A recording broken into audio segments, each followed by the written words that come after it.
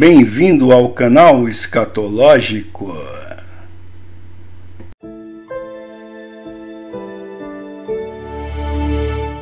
Bom, pessoal, tenho visto aí, principalmente no Instagram, um monte de falso profeta, pessoas falando heresias romanistas, tá? Falam que Maria nunca pecou, falam que a igreja romana é a igreja que foi fundada pelo Senhor Jesus, sendo que ele era judeu, foi condenado e sofreu a condenação do Império Romano para malfeitores, que era a crucificação, e agora você vê um monte de gente, tá? Isso aí é um total analfabetismo histórico, bíblico principalmente, não conhece nada.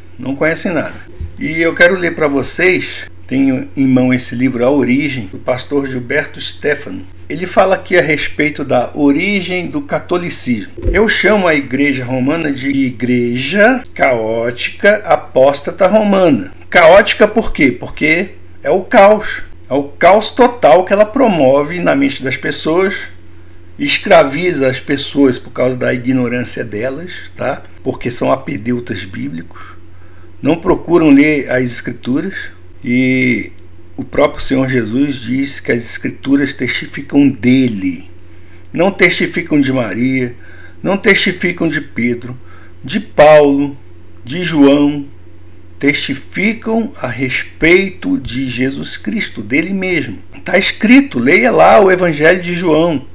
O problema é que as pessoas querem tudo mastigado, e Roma faz igual a seita dos testemunhos de Jeová, não é, gente? Porque até a Bíblia deles foi modificada para caber dentro da doutrina humana que eles inventaram, tá? Para as testemunhas de Jeová, quem pode interpretar a Bíblia é o corpo governante. E quem interpreta a Bíblia para os caóticos é o Papa, é o corpo governante da Igreja de Roma. E vou provar o que eu estou falando aqui, ó. Olha aí, o Catecismo da Igreja Católica. Na página 35 eles falam assim: a Sagrada Escritura é a palavra de Deus enquanto redigida sob a moção do Espírito Santo. Como assim? A Bíblia diz que toda Escritura é inspirada por Deus. E que tudo que está ali escrito, tá? Tudo que está ali escrito na palavra, o Antigo e o Novo Testamento, é a palavra de Deus. Tudo que está registrado ali é a palavra de Deus. Está tudo escrito ali. Tudo que Deus permitiu que fosse registrado.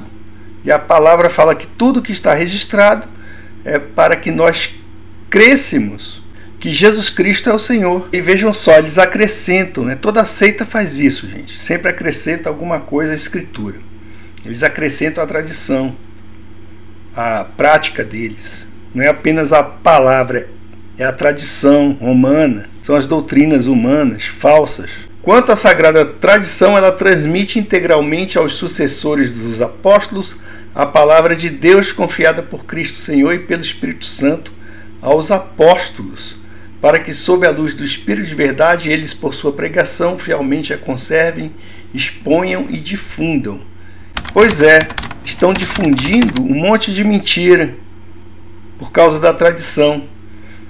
Aí eles vejam aqui o corpo governante. Daí resulta que a igreja a qual estão confiadas a transmissão e a interpretação da revelação. A palavra fala que o Espírito Santo ilumina aquele que crê, para que ele entenda e compreenda as Escrituras. Aqui não, tem que ter um corpo governante. Então, é a organização da igreja caótica é que vai dar a verdadeira interpretação da revelação. Aí vejam só, coloca em pé de igualdade a tradição humana e a Escritura. Não deriva a sua certeza a respeito de tudo o que foi revelado somente da Escritura. Por isso, ambas devem ser aceitas e veneradas com igual sentimento de piedade e reverência. Tá aí. Igualzinho. Isso aqui é igualzinho a Testemunha de Jeová, tá?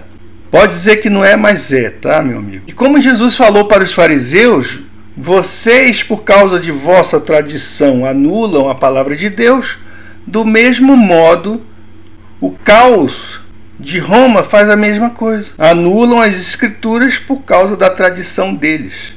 E aí ensina um monte de coisa. Purgatório. O cara vai lá e ele consegue enfiar o purgatório numa passagem bíblica, sendo que Jesus falou: aquele que crê em mim tem a vida eterna. O Cristo que é pregado por Roma é um Cristo fraco. Não salva ninguém. Não salva ninguém. O sujeito morre depois de passar por todas as aflições da vida, as aflições impostas pelas doutrinas de Roma. Tem gente aí que até se bate com chicote, tá? Dependendo aí da linha doutrinária que eles seguem, tá? Ajoelha no milho, faz penitência, faz um monte de coisa. E ainda quando morre, o cara não vai para o céu, não. Ele vai para o purgatório. O sujeito fica escravo de Roma durante a vida e após a morte. Depois da vida ainda é escravo. Porque alguém tem que ir lá pagar uma graninha para fazer uma missa para tirar, ou várias missas, né? Dependendo da maldade do cara, para tirar o sujeito do purgatório. E será que ele manda um sinal? Já saí aqui do purgatório, né? E a palavra de Deus é tão clara a respeito: aquele que crê em mim tem a vida eterna. Jesus diz: aquele que crê tem a vida eterna. Senhores, o que farei para ser salvo? Na cabeça do carcereiro de Roma, na cabeça do carcereiro que prendeu Paulo e Silas, na cabeça dele a salvação provinha de um esforço próprio. O que eu devo fazer? Paulo disse: crê no Senhor Jesus e serás salvo tu e tua casa. Glória a Deus, porque não dependemos de doutrinas humanas, de religiões humanas, de sacerdócios. A Bíblia afirma que todo aquele que crê no Senhor é um sacerdote, faz parte da nação santa. Leia as cartas de Pedro, leia também o Apocalipse, que você vai entender isso. Mas você tem que se achegar à palavra sinceramente, independentemente das tradições que estão na tua cabeça.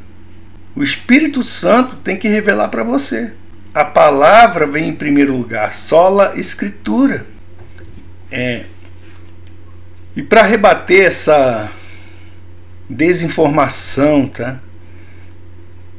Que a gente vê tanta lorota, os caras falando: Jesus Cristo fundou a igreja caótica apóstata romana. E eu digo que ela é caótica por causa do caos, apóstata porque apostatou da palavra de Deus, e romana porque é romana. Vamos ver aqui, tá, pessoal? A origem do catolicismo. Eu diria do caoticismo, tá? Mas tudo bem. Vamos usar os termos aqui que estão escritos no livro, tá? É importante diferenciar o catolicismo original dos catolicismos romano e ortodoxo. O catolicismo original foi formado pelas igrejas que aceitaram o convite de unificação com o Estado na época de Constantino. Em poucos séculos, estas igrejas formaram dois grandes grupos: o latino, liderado pela Igreja Romana, e o grego, liderado pela Igreja de Constantinopla. Em 1054, o catolicismo original definitivamente se dividiu entre Igreja Ocidental ou Católica Romana, que reconhece o Papa ou Bispo de Roma como representante supremo de Cristo na Terra, e a Igreja Oriental ou Ortodoxa, que reconhece o Patriarca de Constantinopla como personalidade eclesiástica principal. Aí ele prossegue e diz: devido a diversos fatores como uma tradição centenária, a falta de uma boa cultura, a omissão perniciosa de seus líderes e a cegueira de seus fiéis, a maioria dos católicos latino-americanos, principalmente os brasileiros, conhecem apenas o catolicismo romano. É a desinformação e a ignorância que pululam, principalmente aqui em terras brasílias, não é, pessoal? Esta mesma desinformação não se repete na América do Norte e na Europa. Não são poucos os que sabem que o catolicismo romano não é o único nem o primeiro. O termo igreja católica, que eu digo que é igreja caótica, se me referindo a Roma, o termo igreja católica significa igreja universal. Apesar deste apelido ter sido usado pela primeira vez em 170 pelo bispo de Cartago, referindo-se a todas as igrejas cristãs. Ele não tinha a idealização que tem hoje. Então o termo foi mudando de significado ao longo do tempo. O catolicismo primitivo, ele diz, foi uma organização eclesiástica a qual pertenciam várias igrejas. Integraram-se a partir de 313 depois de Cristo, patrocinadas por Constantino. Então, Constantino, um imperador romano, resolveu então recriar Babel. Recriar Babel. Isso aqui é um projeto de nova ordem mundial que vocês vão ver aqui, tá? O catolicismo primitivo foi uma organização eclesiástica a qual pertenciam várias igrejas. Integraram-se a partir de 313 DC, patrocinadas por Constantino. Estas igrejas estavam espalhadas por todo o Império Romano, sendo que o grosso dessas igrejas eram igrejas irregulares, que mantinham sérios erros doutrinários. O historiador Haddock Lobo faz um importante comentário sobre a formação de uma igreja universal e quem aderiu a ela. Quando o cristianismo se tornou religião oficial, muita gente a ela se aderiu, embora conservasse os seus hábitos e mesmo sua mentalidade pagã. Sua formação se deve mais ao desejo político que religioso. A catolicidade ou universalidade das igrejas começou a ganhar força a partir de 313. Por este tempo, o imperador Constantino queria que seu império ficasse constituído de um bloco bastante homogêneo, prevalecendo a mesma cultura, o mesmo direito, a mesma organização administrativa e econômica e, finalmente, a mesma religião. Essa é a grande proposta do anticristo para o fim dos tempos. E Constantino escolheu o cristianismo por dois motivos: pelo seu crescimento numérico e pela sua força persuasiva. Temos aí a origem da igreja caótica apóstata romana. Com esta união perniciosa, ficou oficialmente decidido que a igreja tinha que ser universal. Tornou-se tão universal que não pertencer a ela era motivo de ser punido com a morte. Vejam aí o caos, não é? O caos que Constantino perpetrou por conta dessa jogada babilônica. Como disse Haddock Lobo, esta oficialização fez com que estas igrejas enchessem suas fileiras de pessoas não convertidas. O evangelho, a partir de então, deixou de ser proposto para ser imposto sobre todos os moradores do Império Romano. Constantino, então, perverteu a mensagem do Evangelho, a essência do Evangelho, que é um convite que o Espírito Santo faz às pessoas, aquelas que pertencem ao rebanho de Cristo e são suas ovelhas, como está escrito em João capítulo 6, pertencem ao rebanho dele, são ovelhas dele, ouvem então a voz dele. Mas Constantino impôs uma religião, do mesmo modo que o anticristo vai fazer, pessoal. Ele vai impor a religião universal para ateus, para cristãos, para budistas, para islâmicos, para judeus, para todas as nações. E vai ser uma imposição. Leiam ali Apocalipse 13, qual vai ser o sistema dele. O único sistema. Religioso, político e econômico, tá? Daí então você tira, certo? O que representa o Papa, o Vaticano, tá? Esse tipo de coisa, gente. Agora eu quero fazer uma crítica aqui ao... Tem aquele canal, não é? Brasil Paralelo. Eles fazem lá vídeos a respeito da face oculta de determinadas pessoas, blá, blá, blá, blá, blá. Muito bom. Mas por que eu nunca vi esses caras fazendo vídeos, por exemplo, a face oculta dos jesuítas, a face oculta do Vaticano, a face oculta dos papas? É porque eles têm um viés romanista, é isso? Será que é isso? Não, meu amigo, você tem que enfrentar tudo. Tem que enfrentar tudo. Se a sua proposta é mostrar a verdade, então você tem que fazer também. Eles têm que fazer, certo? Esse tipo de vídeo. Então eu vou começar a fazer, sabe? Eu vou fazer aqui no meu pequeno canal a face oculta dos papas. Rapaz, dá pano para manga. E ele continua. O catolicismo original contava com 5 patriarcados ou igrejas mais importantes. Isso aqui é importante, pessoal. Preste atenção aqui.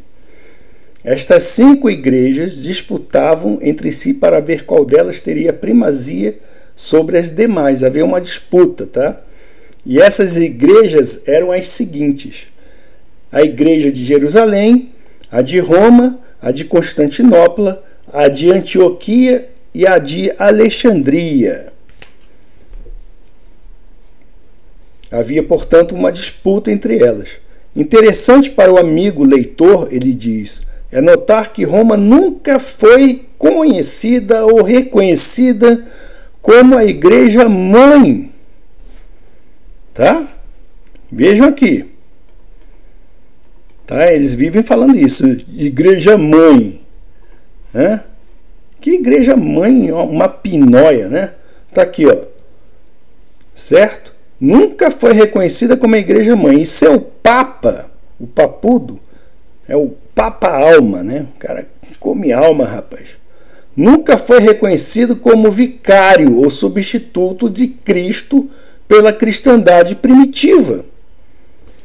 Então, os romanistas gostam de falar isso. A igreja é criada por Cristo. Antes fosse, rapaz.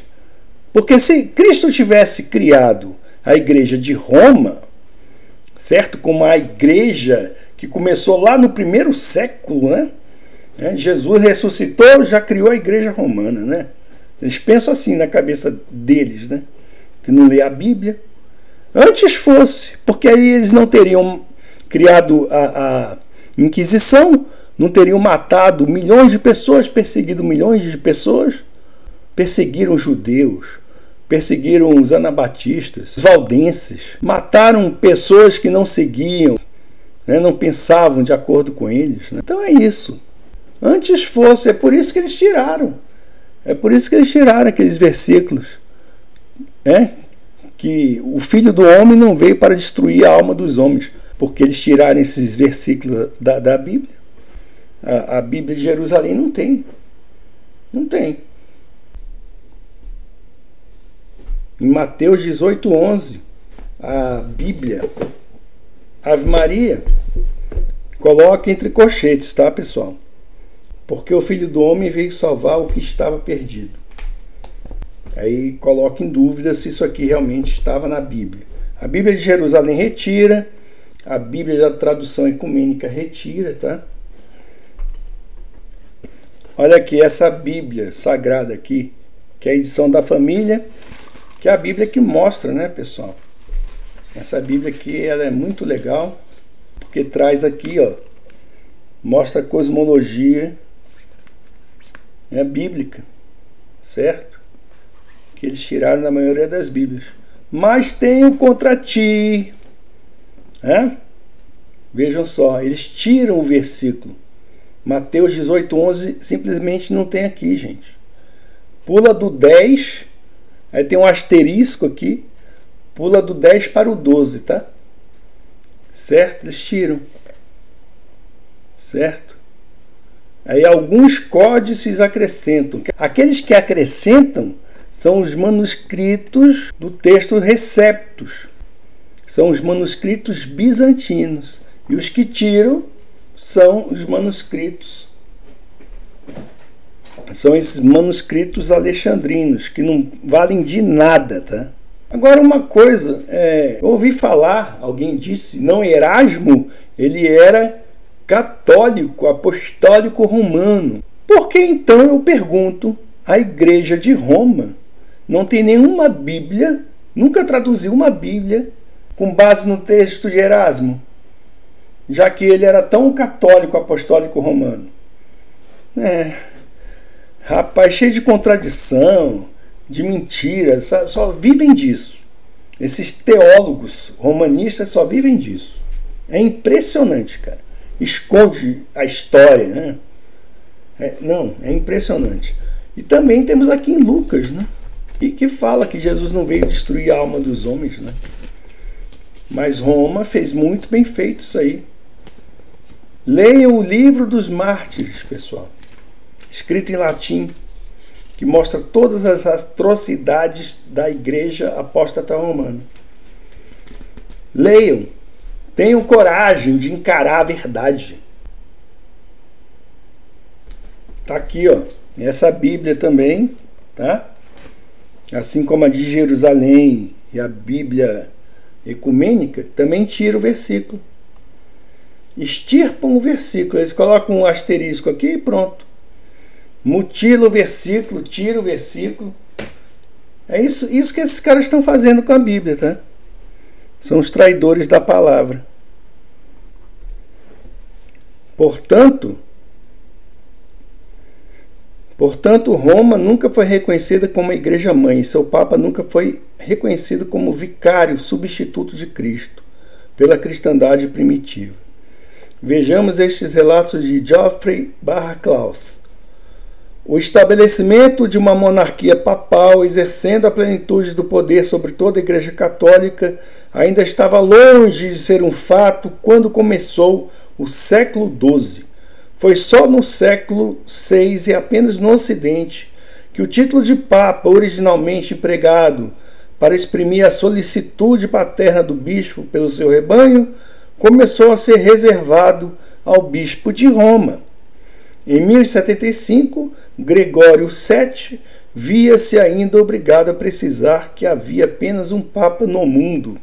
Os Papas na Idade Média, página 10. Em 313 d.C., quando acabam as perseguições e o cristianismo vai tornar-se a religião oficial do Império Romano, o poder do pontífice romano em relação à Igreja Universal está ainda longe de ser reconhecido, escreve um grande autor católico. Haviam sido feitas várias tentativas conquistar uma posição de grande influência e prestígio, porém o bispo de Roma não passava de um bispo entre os outros bispos. Os papas na Idade Média, página 22. Nenhum dos grandes contemporâneos do Papa, Santo Ambrósio ou Santo Agostinho, partilhava a sua maneira de interpretar as palavras de Cristo a Pedro. São Pedro, escrevia Ambrósio, tinha um primado de confissão e não de ofício, um primado de fé e não de categoria. Os papas na Idade Média, página 28. No concílio de Éfeso, em 431, quando o representante do Papa declara que São Pedro, isto é, o Papa era o chefe de todos os crentes, a Assembleia recusa-se a admitir esta pretensão. Então os caras eles vão fazendo assim, igual o sujeito come sopa, pelas beiradas, né? Vai comendo pelas beiradas, até chegar e comer todo o prato. Eles fazem isso, tá? São os espertalhões. No concílio de Éfeso, em 430, por fim, o catolicismo polarizou-se em duas grandes correntes. A corrente grega, que reunia sob sua autoridade as igrejas do Oriente e foram lideradas pela Igreja de Constantinopla, e a corrente latina, que reunia sob a sua autoridade as igrejas do Ocidente e foram lideradas pela Igreja de Roma. Essas duas igrejas rivalizaram-se pela primazia até o século IX. Nesse tempo, o catolicismo se dividiu. Antes que se dividisse, em 1054, foi crescendo o poder de Roma, enquanto o de Constantinopla perdeu muita força. O fator determinante da decadência da Igreja grega e do crescimento da Igreja romana foi o avanço do Islã. Agora, gente, é o seguinte, existe aí estudos, tá? Isso não é teoria da conspiração, eles dizem que é, né? Mas existem estudos que provam que Roma patrocinou o crescimento do Islã e mesmo a sua criação, tá? Eu não duvido. Vamos extirpar nossos inimigos, criar uma religião aqui que extirpe os irmãos da igreja grega do lado de Constantinopla, tá? Isso aí eu não duvido nem um pouco, tá? O relato de Geoffrey Barraclough sobre isso é o seguinte: os ataques do Islã afetaram profundamente a posição do governo imperial de Constantinopla, forçando-o a concentrar-se nos problemas relacionados com a fronteira oriental e limitando sua capacidade de ação no Ocidente. Também afetaram, e mais diretamente, a posição da Igreja Romana. As conquistas árabes, alastrando através da cristandade oriental, eliminaram os antigos rivais do bispo de Roma, os patriarcas de Alexandria, Antioquia e Jerusalém, bem como a Igreja de Cartago, que havia sido o grande centro intelectual do Ocidente e eclipsara Roma. Não é exagerado dizer, com Fernand Lot, que o triunfo do islamismo teve por consequência inesperada a elevação de Roma à grande altura. Meu amigo, vejam só, procura a quem o crime aproveita, tá? Graças às ruínas das vastas cidades do Oriente, berço do cristianismo, Roma, é certo, ainda tinha que suportar a rivalidade de Constantinopla. Os papas na Idade Média, página 35. No ano de 869 DC, houve um grande atrito entre os bispos de Roma e Constantinopla. Nicolau I, patriarca de Roma, e Fócio, patriarca de Constantinopla, excomungaram-se mutuamente por causa da questão filioque. A situação piorou em 1054. Miguel Celulário, patriarca de Constantinopla, condenou a Igreja do Ocidente pelo uso de pão não levedado na Eucaristia. No dia 16 de julho de 1054, os legados romanos enviados por Leão IX colocaram no altar superior da Catedral de Santa Sofia um decreto de excomunhão do patriarca Miguel com todos os seus seguidores. Isso aqui é uma comédia shakespeariana, né? O patriarca não tardou em responder e amaldiçoou o Papa de Roma e seus seguidores. Desde este dia, estas duas igrejas se separaram e até hoje o catolicismo está dividido em duas grandes correntes. O catolicismo oriental, representado pelas igrejas de rito grego, também chamado de Igreja Ortodoxa Grega, e o catolicismo ocidental, também conhecido como Igreja Católica Apostólica Romana. Apesar da mútua excomunhão de 1054 ter sido removida em 7 de dezembro de 1965 por Paulo VI da Igreja Romana e Atenágoras da Igreja Grega, a divisão ainda continua. Aí o pessoal aí agora é dado ao tal do ecumenismo, né? O próprio Papudo, ele disse: todos os caminhos levam a Deus, todas as religiões levam a Deus. Ele falou isso em alto e bom tom, tá, pessoal? Não vem dizer aí que é fake news não, porque ele falou mesmo, numa reunião lá com líderes de outras religiões. O cara rasga a Bíblia e tem gente ainda que defende.